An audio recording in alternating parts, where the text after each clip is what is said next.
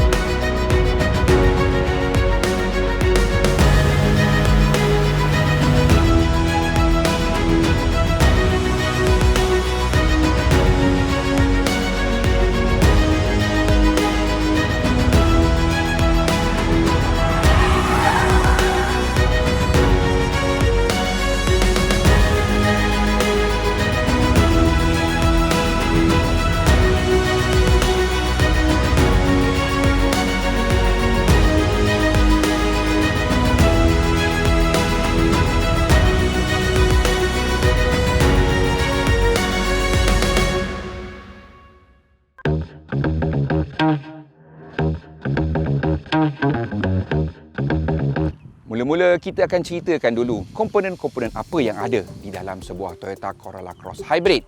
Yang pertama, enjin 1.8 liter dual VVTi Atkinson cycle. Kemudian bateri yang terletak di bawah tempat duduk belakang. Electric motor generator, power split unit yang membahagikan tenaga enjin untuk mengecharge bateri ataupun memacu roda hadapan.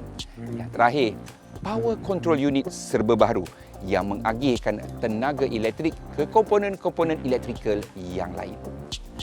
Sama pentingnya seperti power control unit itu ialah bateri yang digunakan oleh Corolla Cross Hybrid. Ia menggunakan bateri dari jenis nickel metal hydride yang terbaru yang bukan sahaja mampu menyimpan lebih banyak tenaga tetapi saiznya yang compact. Dan disebabkan itu juga, Toyota Corolla Cross Hybrid ini mempunyai boot yang sama luas seperti Corolla Cross versi petrol. Saiznya 440 liter. Magic bukan? Tak ada. Bukannya magic code. Kerana ia sangat menjimatkan bahan api, Corolla Cross Hybrid menggunakan tangki yang lebih kecil. 36 liter berbanding 47 liter untuk versi petrol. Jangan khawatir, dia tetap masih mampu bergerak jauh daripada yang petrol. Yang ini dengan kadar penggunaan bahan api serendah 23.3 km per liter, ia mampu bergerak lebih daripada 800 km.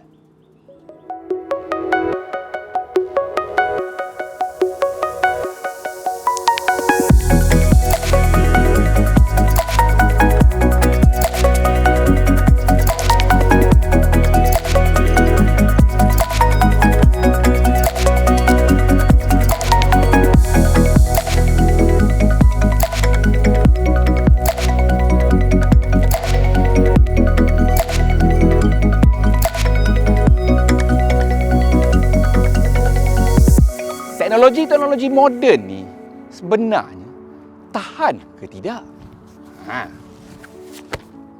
Teknologi hybrid untuk Toyota bukan satu benda baru. Toyota mula memperkenalkan Prius hybrid dalam tahun 1997 lagi dan ia sangat popular sehingga kan orang semua nampak, hey, kita ni baguslah. Dan Prius generasi kedua terus meletup, satu dunia mula beli.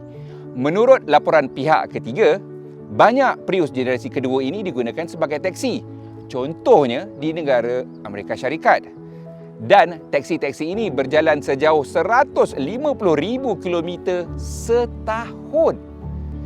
Kebanyakan pemilik taksi Prius di Amerika Syarikat menggunakan kenderaan mereka sejauh 800,000 kilometer sebelum mereka tukar kepada Prius yang baru. Kenapa mereka tetap membeli Prius? Alasan mereka menjimatkan bahan api, lasak dan murah untuk dijaga.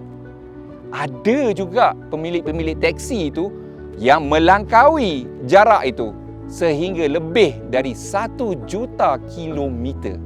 Apa kereta ni bagi contoh dekat US? Jauh sangat. Okey, fine. Toyota punya kajian pula di Singapura, di mana Prius juga digunakan sebagai teksi. Teksi-teksi dekat sana zero failure selama 6 tahun pertama. Zero, kosong kerosakan dalam 6 tahun pertama Prius itu digunakan sebagai teksi. Dan teksi-teksi di sana berjalan sejauh 150,000 kilometer setahun. This hybrid batch means a lot to Toyota. Dan apa yang mereka belajar daripada Prius-Prius itu, mereka gunakan untuk membina Toyota Electric Hybrid generasi keempat yang ada pada Toyota Corolla Cross Hybrid ini. Dan kerana mereka yakin dengan teknologi itu, Toyota memberikan waranti selama 5 tahun untuk Toyota Corolla Cross ini tanpa had perbatuan. Tetapi kerana mereka lebih yakin dengan sistem hybrid itu, Toyota memberikan waranti 8 tahun tanpa had perbatuan untuk bateri hybrid, inverter dan power management unit. Kalau anda tak puas hati lagi, Toyota kata anda boleh tambah 2 tahun lagi waranti, jadi 10 tahun dengan bayaran RM2,950. Risau lagi? Tak kan? Muah.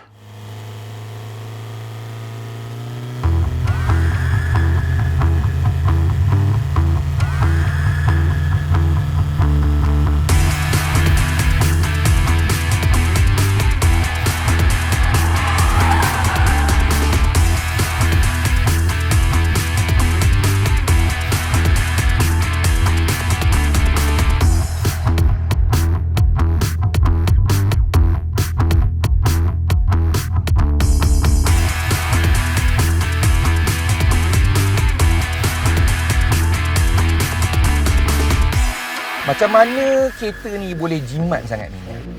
Okey. Enjin akan menggunakan tenaga paling banyak untuk bergerak daripada keadaan pegun. Maknanya bila dia statik, nak bergerak, time tu enjin akan menggunakan paling banyak bahan api. So untuk Corolla Cross Hybrid ini, bila kita nak bergerak, macam sekarang, dia tak guna enjin pun. Dia guna tenaga elektrik. Ya! Corolla Cross Hybrid ini akan menggunakan tenaga elektrik bila nak mula berjalan. So, kita tak guna minyak sebab enjin tak digunakan.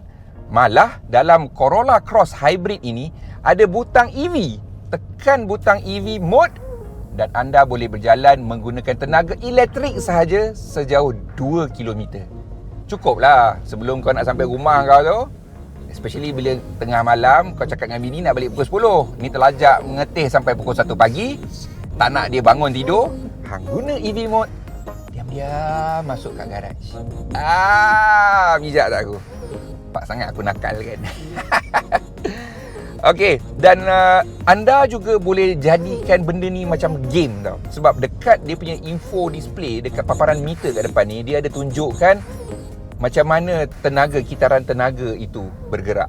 Whether the power from the engine is going to charge the battery, or while you are braking or cruising, dia akan regenerate balik electricity, masuk balik ke bateri.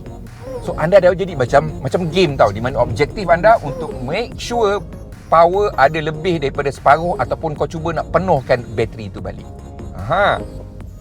Dan bila kita dah mula start laju ataupun bila kita nak daki bukit ataupun bila load tinggi lah, enjin akan kick in definitely. Okay, lagi laju kau pergi, lagi banyaklah tenaga daripada enjin akan masuk. Tetapi sebabkan ini menggunakan sistem Toyota Electric Hybrid generasi keempat, enjin dia tak pernah perlu bekerja keras. So enjin dia is always at a relaxed state. Enjin yang sentiasa dalam keadaan relax, tak perlu nak bekerja keras. So apa yang anda dapat? Pecutan yang tegar, penggunaan bahan api yang kekal rendah. Perasan tak? Walaupun saya tengah bawa laju dekat track ni, dalam kabin ni tak bising sangat. So, kajian Toyota Corolla Cross Hybrid versus the Corolla Cross engine petrol tu, kabin yang ini 6 desibel lebih senyap bila kita tengah memecut secara maksimum. Pada kelajuan 60 km sejam pula, this hybrid is 4 decibels quieter untuk seat depan ni, dan untuk penumpang belakang 7 decibels quieter dari hard petrol tu. So bermakna kabin ini lebih senyap, penumpang kita dapat rehat dengan lebih selesa. Nak cik ayat pun tak jumpa. Tapi bila kita dekat track kan, kenalah try sikit-sikit kan. So bila kita cerita pasal pecutan berbanding dengan yang petrol, yang hybrid ini 2.1 seconds quicker untuk 0 to 50 km per hour. 0 to 80 km per hour, this hybrid is 1.7 seconds quicker, while 0 to 100 km per hour, this is 0.9 seconds faster. Yes, so this is a quicker car. Adakah dia membosankan? Selalunya kereta-kereta hybrid atau kereta-kereta yang fokus dia jimat minyak memang membosankan. Tapi yang ini tak. Yang ini ni, itulah. Dia orang dah pandai betul buat kereta macam ni. This car has 4 driving modes. You have normal, eco, EV mode dan power mode. So bila sport ni, enjin dengan elektrik motor menghasilkan kuasa maksimum 122 PS. Bila kita cerita pasal torque, the engine alone produces 142 Newton meter of torque, while the electric motor 163 Newton meters of torque. That's a lot of power for a car this size. Dan semuanya menggerakkan roda hadapan. Jadi bila kita push gila-gila sangat kat corner, macam biasa dia akan start to understeer lah. Body roll memang ada, tetapi this is way better daripada Toyota dulu. Malah untuk peminat Honda, hang pun kena berpeluh dahi jugalah. Because bila Toyota dah start perkenalkan platform baru dia, Toyota New Global Architecture punya platform tu, TNGA tu, Toyota dah jadi seronok untuk dipandu. Memang seronok sebab the chassis is stiffer, body roll dah kurang, steering feedback dah datang balik. Paling penting sekali, the TNGA platform reminds us that Toyota pernah produce kereta-kereta sport yang menyeronokkan, kereta-kereta legend macam AE, 4 lock apa semua tu. Now the fun is coming back again. The new generation of Toyota cars, like this new Corolla Cross Hybrid, memang fun nak bawa. Memang fun nak bawa. Yelah, tak percaya aku. Toyota satu jenama yang orang kata kereta orang tua, now no more. The TNGA platform is definitely a good thing for us kaki kereta.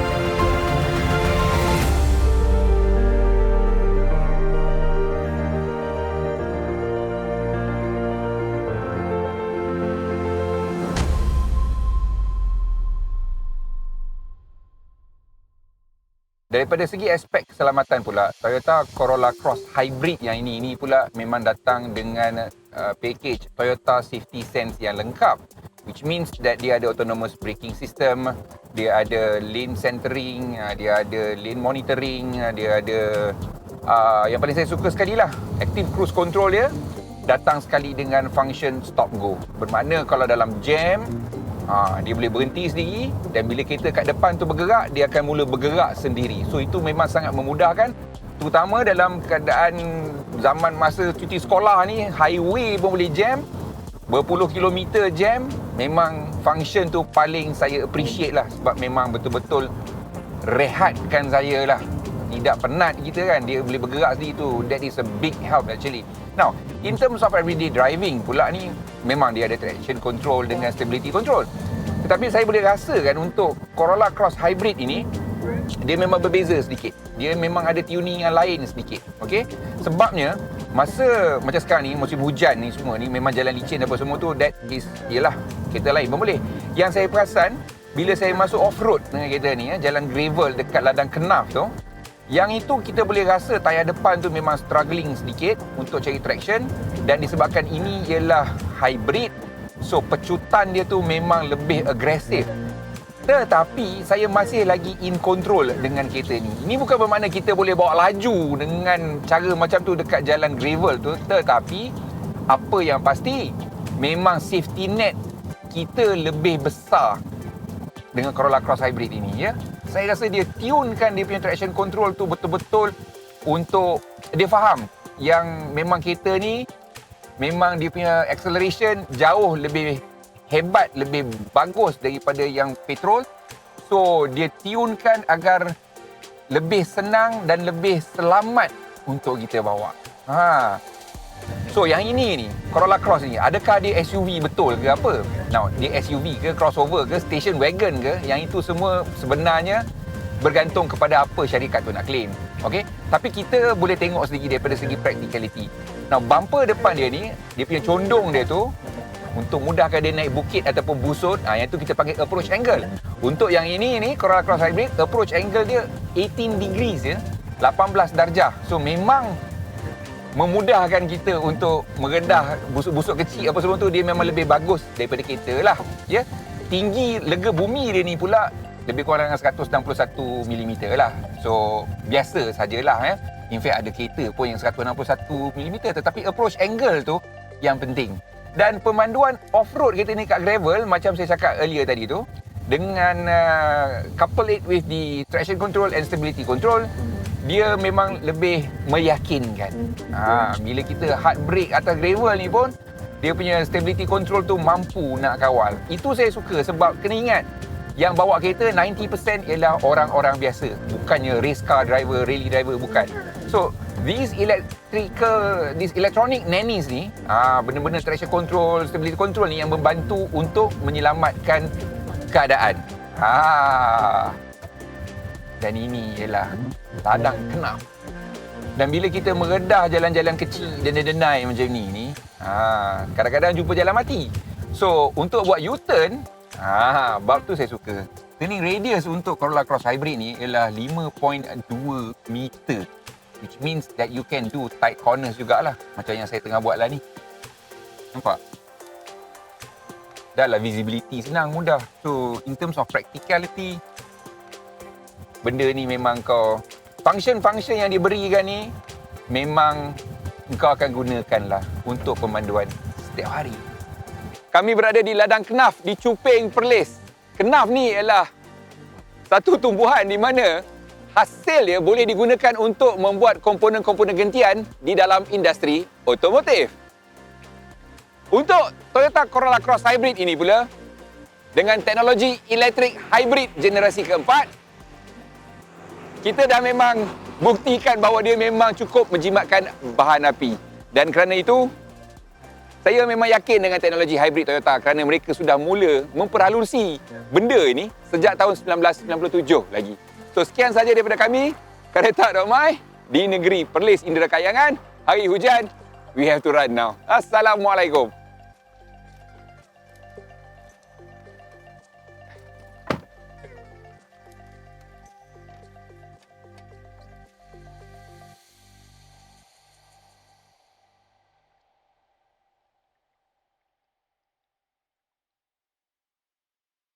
Jangan lupa subscribe channel kami dan tekan butang loceng supaya anda tahu bila video baru kami akan muncul.